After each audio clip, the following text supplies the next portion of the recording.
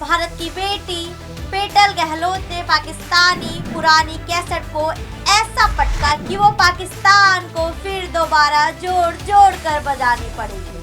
खैर, क्या हुआ ऐसा यूएन के मंच पर? कैसे पेटल गहलोत ने कश्मीर, झूठे आंसू और भारत पर बेबुनियाद आरोप लगाने के लिए पाकिस्तान को मुंह तोड़ जवाब दिया? क्या उनके बिना गुस्सा हुए, बिना चिल्लाए दिए जवाब की दुनिया में चर्चा हो रही है?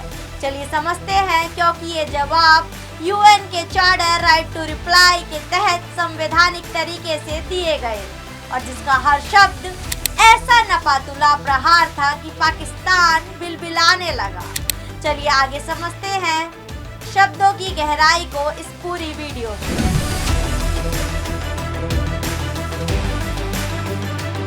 नमस्कार, मैं स्वाति झा स्वागत करती हूँ आप सभी का भारत कॉरिडोर से। पेटल गहलोत ने यूएनजीए में पाकिस्तान को ऐसा जवाब दिया जिसने सबका ध्यान अपनी ओर खींचा।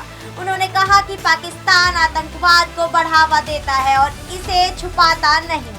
ओसामा बिन लादेन जैसे आतंकियों को उसने छुपाया और टीआरएफ जैसे आतंकी समूहों की मदद की।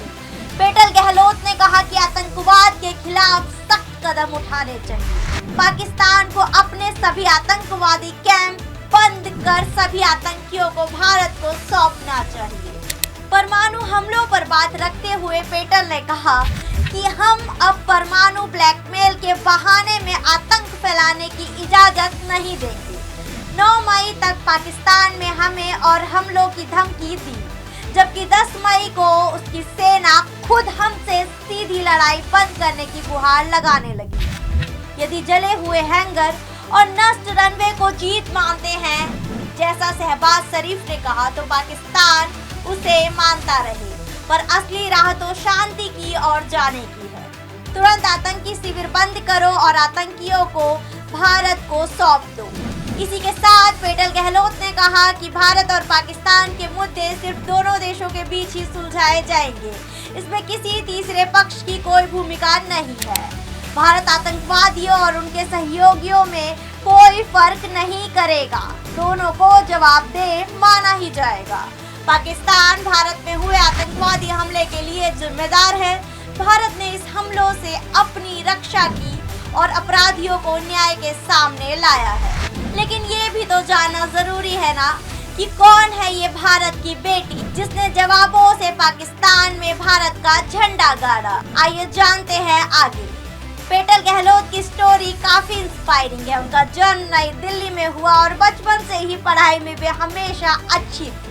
उन्होंने मुंबई के सेंट जेवियर्स कॉलेज से ग्रेजुएशन की, जिसमें उन्होंने पॉलिटिक्स और जर्नल सब्जेक्ट पढ़े। इसके बाद उन्होंने दिल्ली यूनिवर्सिटी के लेडी श्री राम कॉलेज से मास्टर्स किया है। 2015 में उन्होंने इंडियन फॉरेन सर्विस ज्वाइन की। इसके बाद उन्होंने विदेश मंत्रालय में असिस्टेंट सिक्योरिटी के तौर पर काम किया। पेरिस में इंडियन एम्बेसी में 3rd और 2nd सेक्रेटरी और अमेरिका के सैन्य फ्रांसिको में इंडियन काउंसलेट में काउंसलर के तौर पर काम भी किया है। राजनयिक होने के बावजूद पेटल गहलोत काफी आर्टिस्टिक और टैलेंटेड है। उन्हें गिटार बजाना और गाना बहुत पसंद है और फ्री टाइम में वे अक्सर म्यूजिक में खो जाती हैं। वे लैंग्वेज में भी अच्छी हैं और इंटरनेशनल स्टेज पर अपने काम के लिए जानी जाती हैं। यूएनजीए में पाकिस्तान के खिलाफ उनका भाषण बहुत साफ और मजबूत था। इससे ये पता चलता है कि युवा भारतीय राजनयिक दुनिया के मंच पर सेल्फ कॉन्फिडेंस और मजबूती के साथ अपनी बात रख सकते हैं। उनके इस भाषण ने मीडिया और सोशल मीडिया प्लेटफॉर्म पर काफी ध्यान खींचा और काफी लोग को इंस्पायर किया। उनके इस भारतीय राजनयिक दुनिया के मंच पर भारत की बात मजबूती के साथ रखने पर आपकी क्या राय है, हमसे कमेंट सेक्शन में साझा करें।